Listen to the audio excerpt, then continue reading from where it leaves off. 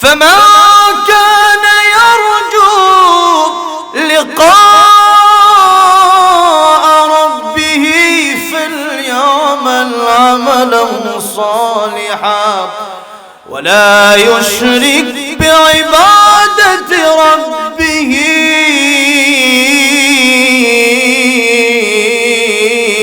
أحدا। আমাদের জীবনটাই কার জন্য? আল্লাহর জন্য। আল্লাহ বলছেন قل إن صلاتي ونسكي ومحياي ومماتي لله رب العالمين।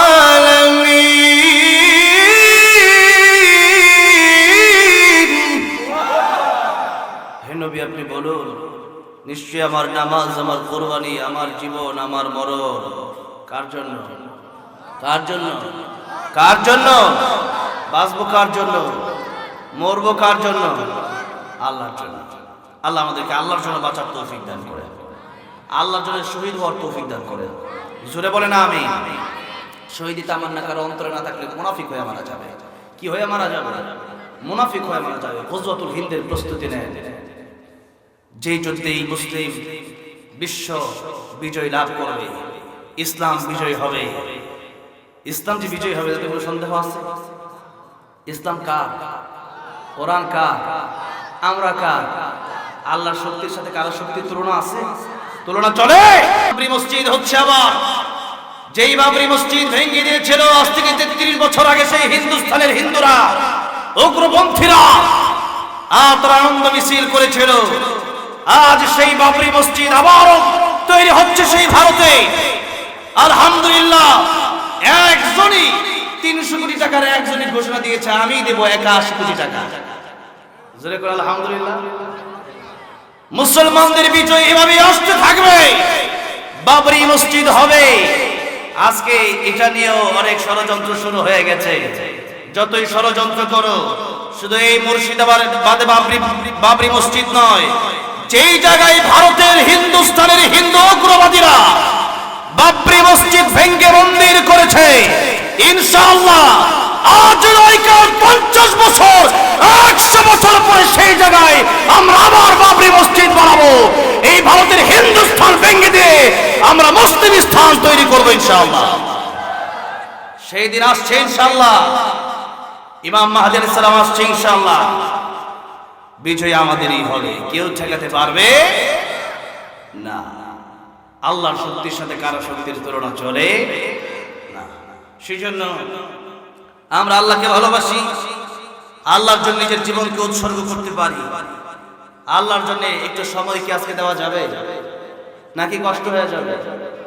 হ্যাঁ, আজকে মানে অনেকে আসছে তো মোটামুটি আমি জানি মাঝখানে উঠে চলে যাবে, তা আপনারা উঠে চলে গেলেও আমি বলবো, কারণ যেহেতু এত দূর থেকে আসছি, রংপুরে 4 দিনের সফর আসছি, তো একটু কথা বলেই যেতে হয়। তো সেই জন্য একটু সময় যদি আল্লাহকে দিতে হয়, পারবেন তো ইনশাআল্লাহ? আর যদি সময় না দিতে পারেন তো যে শহীদ হবেন কিভাবে? হ্যাঁ, আমাদের দেশে কয় জীবন দিয়া লাভ, 10 টাকা পকেটটা মাদ্রাসা মসজিদে লেগে বাইরে, ঠিক না? ঠিক জোরে করবে, জীবন দিয়া লাভ। ওয়াজাহাদু বিআমওয়ালিহিম ওয়া আনফুসিহিম ফি সাবিলিল্লাহ। তা মাল দেন না, জীবন দিবেন কেমন? 10 টাকা পার না জীবন বলে দেয় কোন চাকরি কোন? তাইলে কি মনে করেন আগে মাল দিতে হবে পরে যান? জোরে কোন, ঠিক না বেঠে? আল্লাহ কবুল করেন, জোরে বলেন আমিন। যে আল্লাহ এত নিয়ামত আমাদেরকে দান করলেন, যে আল্লাহ আমাদেরকে ঈমান দিলেন, কোরআন দিলেন, শ্রেষ্ঠ নবী দিলেন, শ্রেষ্ঠ উম্মত বানালেন, সেই আল্লাহর মুহাব্বত অন্তরে রেখে জবান ছেড়ে সকলেই পড়ছি আলহামদুলিল্লাহ। এই আওয়াজ মুসলমানের আওয়াজ হতে পারে এগুলো? হ্যাঁ, এই আওয়াজ দিয়ে কি আপনি বিজয় করতে পারবেন? হ্যাঁ, সামনে ইসলামের আন্দোলন করতে পারবেন? কোরআনের সংসদ কি আওয়াজ দিয়ে করতে পারবেন? কি দিয়ে করতে হবে? জোরে করে আলহামদুলিল্লাহ। কোরআন থেকে আলোচনা করব ঘন্টা দেড়েক ইনশাআল্লাহ। কথা ছিল 12টা পর্যন্ত, যদি একটু বেশি হয়ে যায় কষ্ট হবে? আপনারা থাকেন সারা রাত।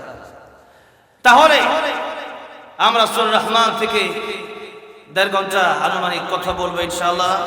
আল্লাহ আমাকে ইখলাসের সাথে আপনাদেরকে আমলের মতো কথা বলা এবং শোনার তৌফিক দান করেন। পরে না আমি মূল যে কথা সেটা হচ্ছে সূরতে আমরা মানুষ, সিরতে কিভাবে মানুষ হওয়া যায়, প্রকৃত পক্ষে কিভাবে মানুষ হওয়া যায় সে আলোচনা আজকে হবে। আমরা অনেকে মানুষ হয়েছি, জন্মসূত্রে মানুষ হয়েছে। আমি মিশরে ফেরাউনের লাশ দেখতে গিয়েছিলাম। ফেরাউনকে দেখতে কিন্তু মানুষের মতোই দেখা যায়, কিন্তু ও কি মানুষ? ও কি মানুষ? ও কি মানুষ? ও কুত্তার চেয়ে খারাপ, শুকুরের চেয়ে খারাপ। আমার কথা না, আল্লাহর কথা। উলাইকা কাল আনআমি বাল হুম আদল। এই হাসিনা কুত্তার চেয়ে খারাপ, এই মোদি কুত্তার চেয়ে খারাপ। কুত্তা ভালো, হাসিনা খারাপ। যারা ইসলাম বিরোধী এরা কুত্তা এদের চেয়ে অনেক ভালো। যারা ইসলাম বিরোধী এরা তো ভালো হইতে পারে, এরা কুত্তার চেয়ে খারাপ। আল্লাহ বলছেন কাল আনআমি বাল হুম আদল। এরা শুধু কুকুর না, বিড়াল না, এর চেয়ে নিকৃষ্ট। আরে কুকুর তো মালিক চেনে, তারা তো মালিকের চিনিস নাই। যারা কোরআনের পক্ষে কথা বলে তাদেরকে দিয়ে ফাঁসি দিছ, তাদেরকে দিনের পর দিন, বছরের পর বছর, যুগের পর যুগ কারাগারে রেখে জীবনটা শেষ করে দিয়েছে। এই বেগম খালেদা যে অসুস্থ, এই হাসিনার জন্য, এই হাসিনার জন্য সব দোষ হাসিনা। এই জন্য বাতিলের সাথে কোনো আপোষ নাই, জিন্দেগিতে কোনোদিন আপোষ করব না, মরে যাব, আপোষ চলবে। সেজন্য আমাদের প্রকৃত মানুষ হতে হবে, সেই মানুষ নয় যে মানুষ সুরতে মানুষ, সেই মানুষ হতে হবে যে মানুষ সিরতে মানুষ। যে মানুষের জীবনটা হবে কোরআন দিয়া, সে মানুষ হচ্ছে প্রকৃত মানুষ। যে মানুষের জীবনটা হবে কি দিয়া? জীবনে কি দিয়া হবে? কোরআন দিয়া। আমরা সেই কোরআন থেকে আজকে আলোচনা করব, এবং কিভাবে প্রকৃত মানুষ হওয়া যায়, এই সুরত থেকে কিভাবে সিরতে মানুষ হওয়া যায় সেই আলোচনাটা আমরা করব। শুনবেন, শুনতে রাজি আছেন তো ইনশাআল্লাহ? সূরা রহমান থেকে আমরা সেই আলোচনাগুলো করব। সূরা রহমান, আল্লাহ রাব্বুল আলামিন জান্নাতে যাওয়ার পরে তার বান্দাকে তিলাওয়াত করে শোনাবেন। জোরে কোন সুবহানাল্লাহ। জান্নাতে যেতে চান তো আপনারা নাকি? কোথায় যাবেন? জান্নাত ছাড়া যাওয়ার কোনো বিকল্প রাস্তা আছে? রাস্তা নাই। কিয়ামতের ময়দানে দল হবে কয়টা? একটা হবে আল্লাহর দল, আরেকটা হবে শয়তানের দল। একটা হবে কার দল? জোরে বলেন, একটা হবে কার দল? আরেকটা হবে শয়তানের দল। আরেকটা কার দল? দুনিয়াতেও আল্লাহর দল আছে, শয়তানের দল আছে না নাই? আছে। সেই জন্য আমরা আলোচনার সামনের দিকে যাবো ইনশাআল্লাহ। কিয়ামতের ময়দানে কেবল দুটি দলে বিভক্ত আল্লাহ মানুষকে করে দিবেন। একটা হবে আল্লাহর দল, আরেকটা কার দল? শয়তানের দল। উলাইকা হিজবুল্লাহ, উলাইকা হিজবুশ শাইতান। একটা ডানপন্থী, একটা বামপন্থী, এই দুইটা দল বিভক্ত আল্লাহ করে দিবেন, এবং দুই জায়গায় আল্লাহ মানুষকে স্থান দিবেন। কয় জায়গায়? দুই জায়গায়। আল্লাহ বলছেন ফারিকুম ফিল জান্নাতি ওয়া ফারিকুম ফিস সাঈর।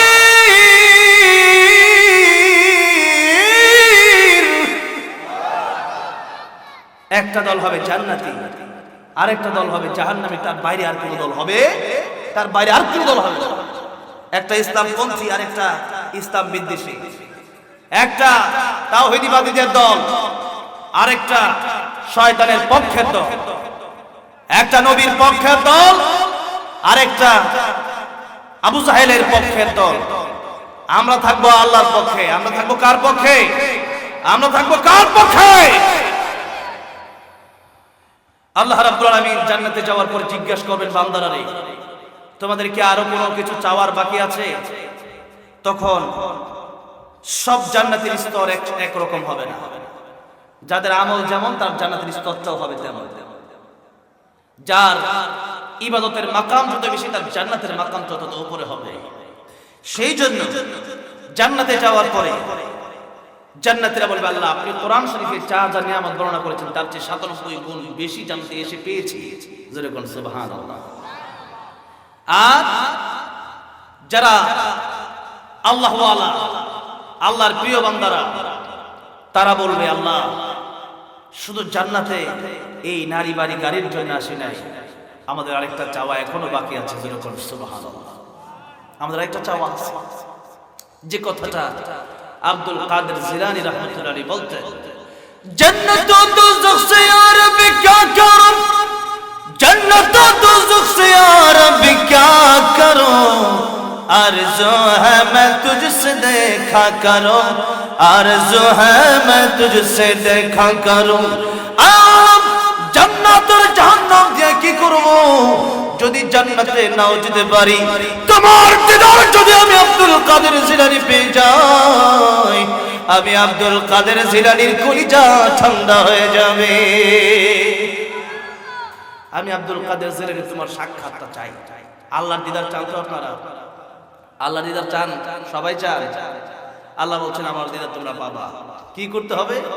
সূরা কাফের শেষে আল্লাহ বলছেন فَمَنْ كَانَ يَرْجُو لِقَاءَ رَبِّهِ فَلْيَعْمَلْ عَمَلًا صَالِحًا وَلَا يُشْرِكْ بِعِبَادَةِ رَبِّهِ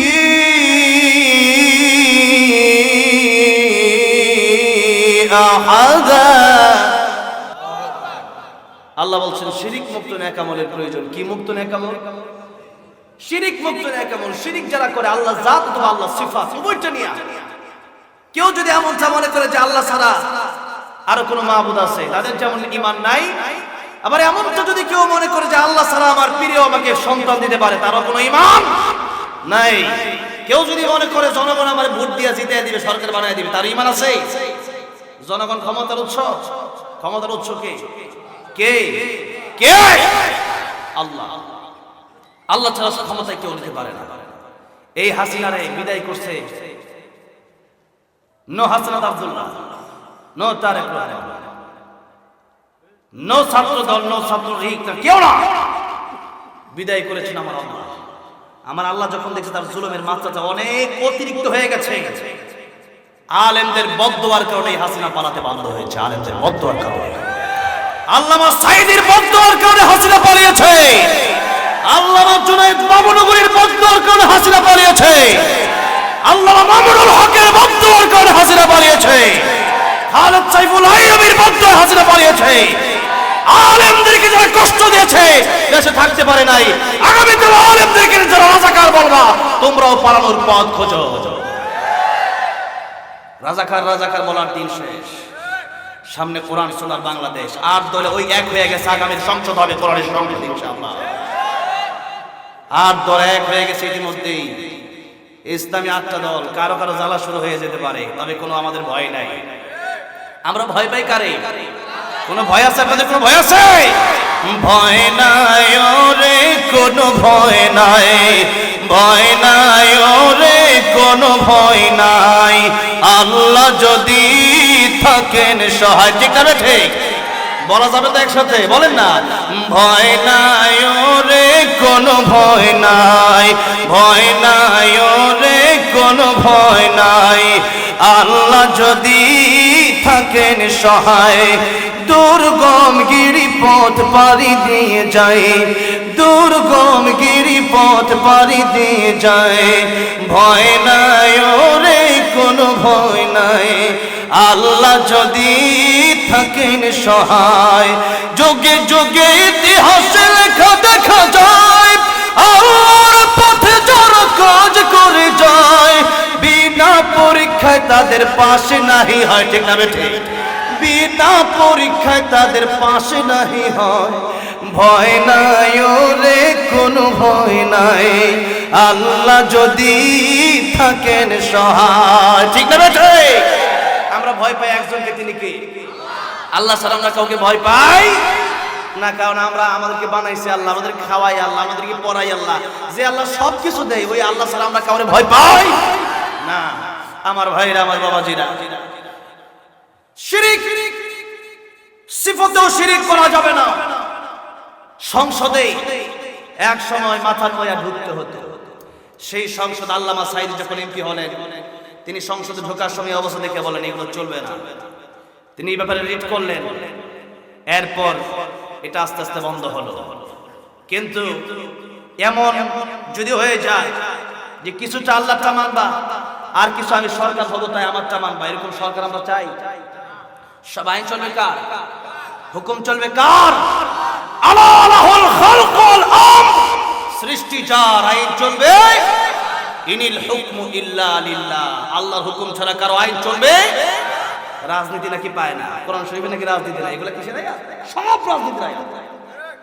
ইনিল হুকমু ইল্লা লিল্লাহ, আইন ছাড়া কারো আইন চলবে না। আর তোমরা যে আইন, এই গণতন্ত্রটাই হচ্ছে একটা ফায়সালা।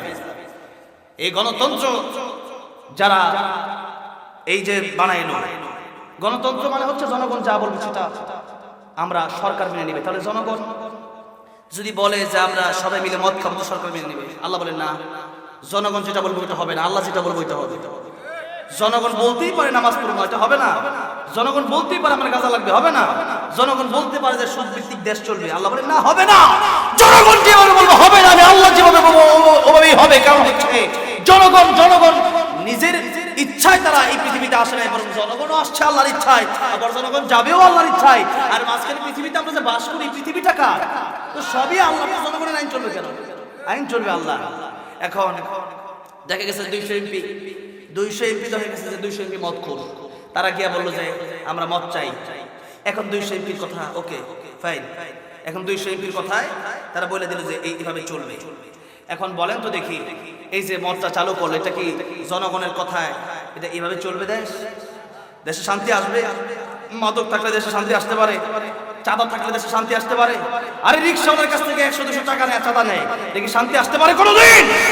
লাউ বিক্রি করে খায়, সবজি বিক্রি করে খায়, তার কাছে 200-300 টাকা চাঁদা নেয়, এভাবে কি দেশে শান্তি আসতে পারে? আগামীর বাংলাদেশ চাঁদা মুক্ত বাংলাদেশ, আগামীর বাংলাদেশ দুর্নীতি মুক্ত বাংলাদেশ, আগামীর বাংলাদেশ ঘুষ মুক্ত বাংলাদেশ, আগামীর বাংলাদেশ কোরআন সুন্নাহর বাংলাদেশ। ঠিক না বেঠে?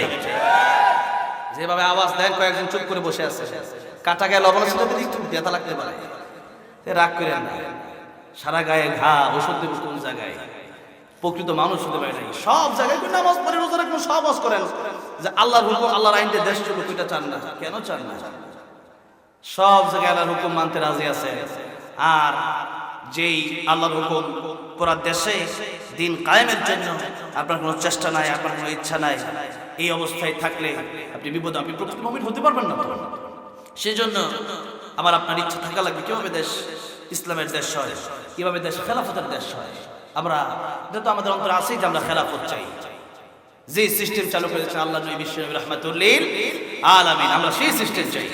যেই আল্লাহর হুকুম আস-সারিকু ওয়াস-সারিকাতু ফাকতাউ আইদিয়াহুমা, চুরি করলে পরে হাত কেটে দিতে হবে, এই আইনটা যদি বাংলার জমিনে চালু করা হয়, পরের দিন চুর খুঁজে পাওয়া যাবে না, ডাকাত খুঁজে পাওয়া যাবে না, লম্পট খুঁজে পাওয়া যাবে না। যদি আইন করে দেওয়া হয়, বিবাহিতরা জিনা করলে অর্ধেক মাটি করে অর্ধেক গিরে পাথর দিয়ে মারতে মারতে মাথা ফাটায় দেওয়া হবে, পরের দিন সেই রকম লোক খুঁজে পাওয়া যাবে না। এখন গরম কথা অনেকে সহ্য করতে পারে না। আর ইসলাম শুধু নরম নয়, ইসলাম গরম। মুহাম্মাদুর রাসূলুল্লাহ ওয়াল্লাযীনা মাআহু আশিদ্দাউ আলাল কুফফার, আমার নবী যেমন নাকি নরম ছিলেন, আবার অবৈধ কাজের ব্যাপারে, দুর্নীতিবাজদের ব্যাপারে, চাঁদাবাজদের ব্যাপারে, কাফের বেঈমান উগ্রবাদদের ব্যাপারে আমার নবী ছিলেন গরম। ঠিক না ঠিক বলেন? আমার নবী কি শুধু মিষ্টি খাইছেন না, যুদ্ধের ময়দানে গেছেন? যুদ্ধের ময়দানে যান নাই? গেছেন। কোরআন সুন্নাহর কথা যদি কারো সহ্য না হয়, তাদের কোনো আপত্তি নাই, কিয়ামতের ময়দানে প্রশ্ন করা হবে, কোরআন সুন্নাহর কথাগুলো তোমরা শুনেছিলে কিনা? কিয়ামতের ময়দানে কি করা হবে? জিজ্ঞাসা করা হবে। আল্লাহ বলেন সূরা মুলক, সাআলাহুম খাযানাতুহা আলাম ইয়াতিকুম নাযীর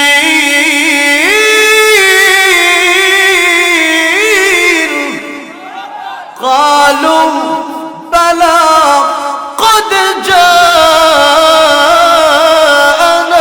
নাযীর। সাআলাহুম, জিজ্ঞাসা করা হবে, খাযানাতুহা আলাম ইয়াতিকুম নাযীর, তোমাদের কাছে কি ভীতি প্রদর্শনকারীরা যায় নাই? কোরআনের তাফসীর মাহফিল তোমরা শোনো নাই? তোমাদের কাছে কি খুতবা দেওয়া হয় নাই? জাহান্নামের ভয় তোমাদেরকে দেখানো হয় নাই? প্রকৃত মানুষ হওয়ার কথা বলা হয় নাই?